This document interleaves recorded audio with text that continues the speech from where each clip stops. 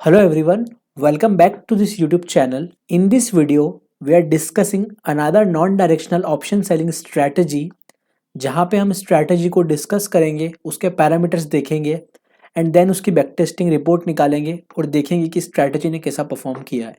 और स्ट्रैटेजी की back testing report अच्छी निकलती है तो हम उसको लाइव ट्रेड करेंगे और उसके रिजल्ट्स आपको पता ही होगा कि हम टेलीग्राम चैनल पर शेयर करते हैं।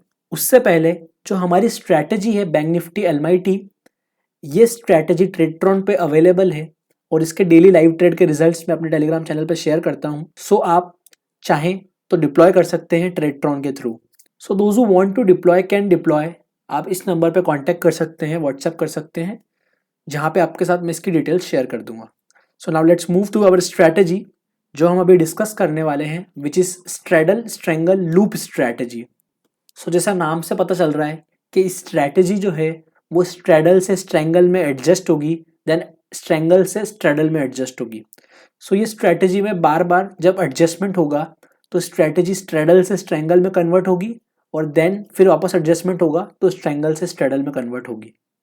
सो आप समझ सकते हैं कि ये जो नॉन डायरेक्शनल की ऑप्शन सेलिंग स्ट्रैटेजी है, क्योंकि ऑप्शन सेलिंग स्ट्रैटेजी का मेन पर्पस ये होता है कि हमको कॉल और पुट बेचना है नॉन डायरेक्शनल बनाने के लिए।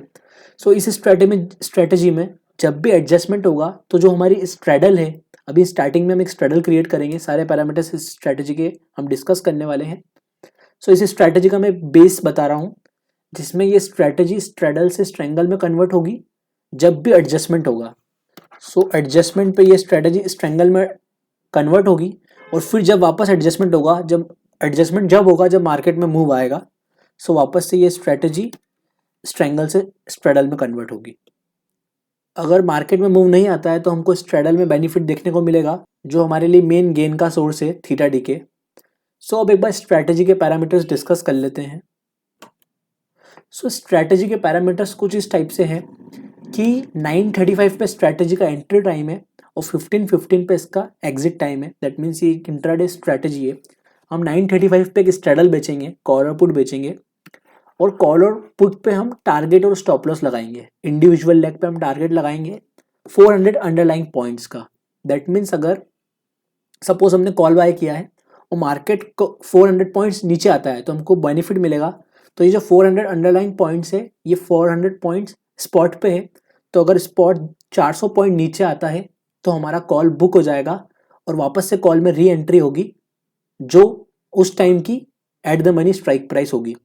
सपोज अगर बैंक निफ्टी 40,000 चल रहा है और बैंक निफ्टी 39,600 पे आ जाता है तो जो हमारा 40,000 पे स्ट्रेडल सेल था उसमें जो हमारा कॉल होगा वो स्क्वायर ऑफ हो जाएगा और 39,600 पे जैसे ही आएगा तो यहाँ पे एक नया कॉल सेल हो जाएगा जिसकी स्ट्राइक प्राइस होगी 39,600।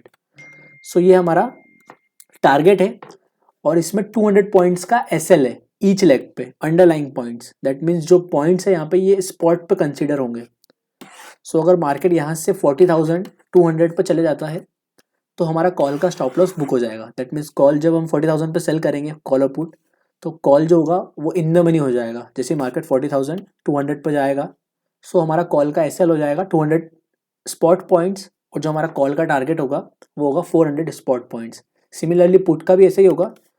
पुट अगर मार्केट हमने 40,000 पे स्ट्रेडल बेची है तो पुट का जो हमारा टारगेट होगा वो 40,400 का होगा टारगेट और 39,800 का होगा हमारा एसएल।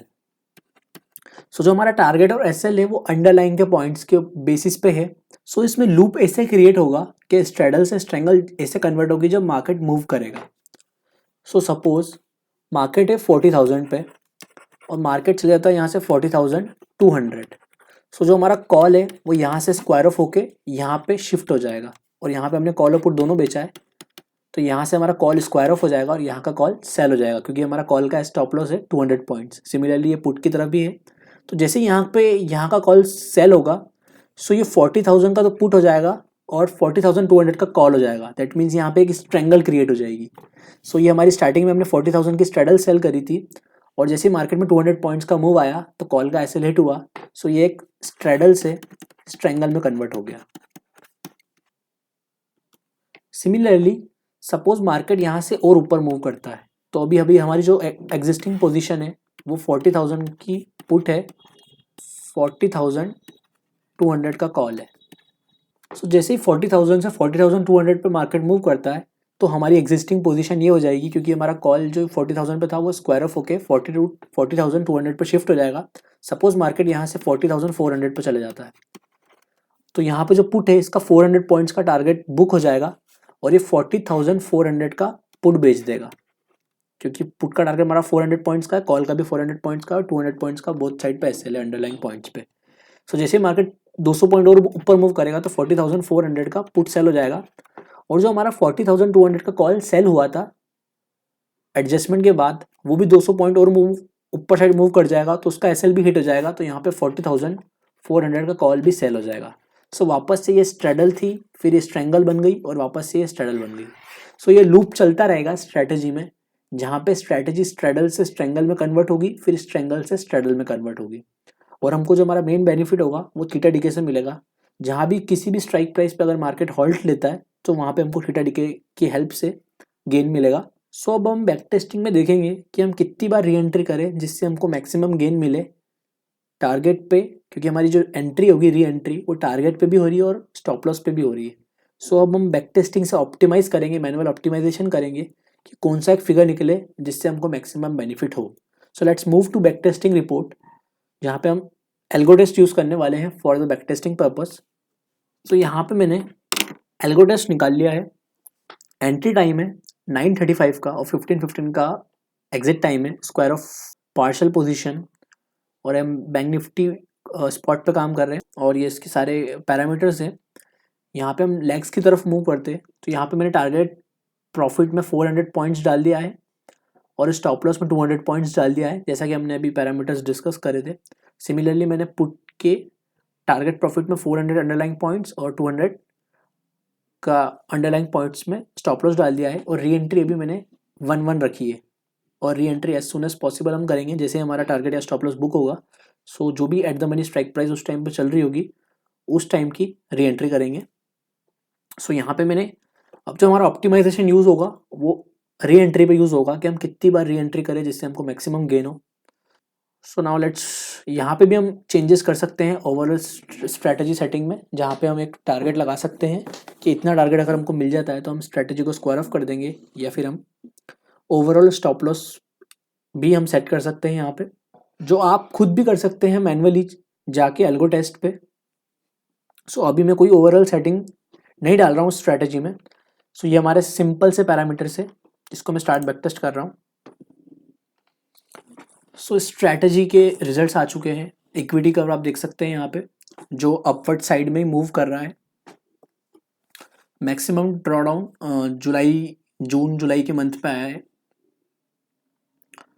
ये इसका मंथली प्रॉफिट है और ये इसका ओवरऑल प्रॉफिट है स्ट्रैटेजी का, जहाँ पे इसकी एक्यूरेसी 65% है।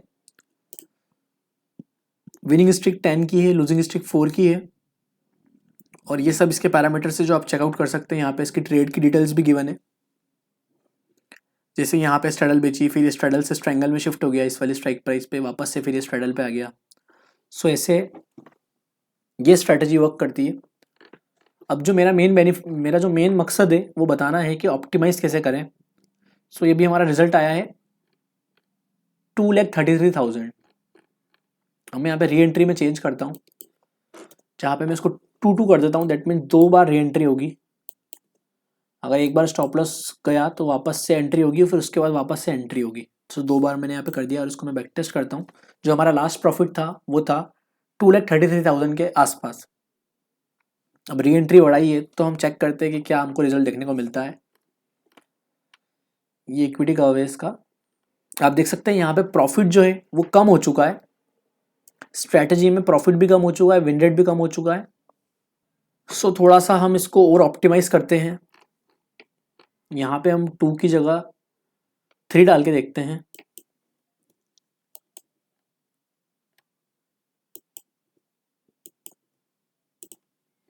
ये मैं बैक टेस्ट कर रहा हूँ 2021 से अभी तक का। मैंने अब यहाँ पे री एंट्री में 3-3 कर दिया है। यहाँ पे आप देख सकते हो थोड़ा प्रॉफिट बढ़ा है। जो हमारा 2,33,000 का था सबसे बेस्ट, तो हमको 1 री एंट्री पे ही मिल रहा है। अब एक बार और हम इसको चेंज करके देखते हैं। मैंने थोड़ा और पैरामीटर्स इसमें चेक किए थे। सो यहाँ पर टाइम हम डाल सकते हैं 9:19 से, क्योंकि हमको इसमें मूव देखना है कि स्ट्रैटेजी कहाँ मूव कर रही है। तो स्टार्टिंग में भी एक मूव आता है तो उसको भी ये कैप्चर कर लेगा। और री एंट्री ऑन टारगेट 3 रखते हैं और re entry on stop loss 2 कर देते हैं। दैट मीन स्टॉप लॉस पे हमको 2 ही करना है, ये मैंने पैरामीटर चेक किया हुआ है। और री एंट्री ऑन टारगेट इसमें 3 रखना है और re entry on stop loss 2 करना है, जिससे हमारा स्टॉप लॉस पे 2 बार ही री एंट्री होगी और टारगेट हिट होते हैं तो हमको 3 बार री एंट्री मिलेगी। इसको बैक टेस्ट करते हैं। अब आप देख सकते हैं कि यहाँ पे ये पैरामीटर मैंने खुद ने मैनुअल ऑप्टिमाइज करके देखा था। सो यहाँ पे आप देख सकते हो कि ड्रॉडाउन हमारा कम हो चुका है। जो हमारा ड्रॉडाउन आया था वो बहुत कम हो चुका है और इसका जो इक्विटी कर्व है वो बहुत अपसाइड हो चुका है। यहाँ पे पहले हॉल्ट ले रहा था ज़्यादा इक्विटी कर्व, दैट मीन्स वहाँ पर ड्रॉडाउन आ रहा था, यहाँ पे ड्रॉडाउन बहुत कम हो चुका है और हमारा प्रॉफिट 3,35,000 के आसपास आ चुका है। जब हमने 1-1 री एंट्री लिया था सो तब हमारा आया था 2,32,000। फिर हमने 2-2 री एंट्री लिया तो हमारा 1,82,000 आया, जो आपकी कम हो गया। फिर हमने जब 3-3 लिया तो 2 लाख के आसपास आया ओवरऑल प्रॉफिट। अब मैंने क्या किया है, टाइमिंग में चेंज किया है। सबसे पहले टाइमिंग मैंने क्या किया, 9:35 से 9:19 किया है और इसका मैंने स्टॉप लॉस पे जो री एंट्री है उसको 2 किया है और जो टारगेट पे री एंट्री है उसको 3 किया है। सो ये आप सारे पैरामीटर्स यहाँ से चेकआउट कर सकते हैं और उसको मैंने बैक टेस्ट किया। सो ये स्ट्रैटेजी अब बहुत अच्छा प्रॉफिट दे रही है। आप चेक कर सकते हैं कि यहाँ पे ड्रॉडाउन बहुत कम आया है। जो हमारी विनिंग स्ट्रिक 10 की थी अब वो 14 की हो चुकी है। जो हमारा विनिंग रेट 62% 63% का था अब वो 67% का हो चुका है। सारी चीज़ें यहाँ पे बढ़ चुकी है। सो ये पैरामीटर मैंने खुद ने ऑप्टिमाइज किया है फिगर्स में चेंज करके। सो ये स्ट्रैटेजी है स्ट्रैडल स्ट्रैंगल लूप और इसका इक्विटी का बहुत ही अच्छा मूव कर रहा है अपसाइड। अभी ये लाइफ टाइम प्रॉफिट पे चल रहा है। सो ये स्ट्रैटेजी आप यूज़ कर सकते हैं in your portfolio of strategies. Last video में मैंने डिस्कस किया था कि हम एक मूविंग स्ट्रैडल क्रिएट करेंगे। सो एक तो वो स्ट्रैटेजी हो गई और एक ये स्ट्रैडल स्ट्रैंगल लूप स्ट्रैटेजी हो गई। एक हमारी स्ट्रैटेजी हो गई एक्सपायरी डे की। जब इसको कंबाइंड फॉर्म में यूज़ करेंगे तो एक डाइवर्सिफाइड फॉर्म में हमको बेनिफिट देखने को मिलेगा। सो ये स्ट्रैटेजी थी स्ट्रैडल स्ट्रैंगल लूप। और हमारी बैंक निफ्टी एलमाइटी स्ट्रैटेजी जो कि 9 स्ट्रैटेजीज से मिलके बनी है वो भी मार्केट में एक अच्छा रिटर्न दे रही है।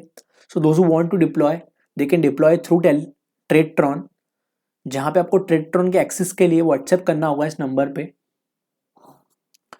सो ये थी वीडियो, मिलते हैं नेक्स्ट वीडियो में। Thank you for watching this video.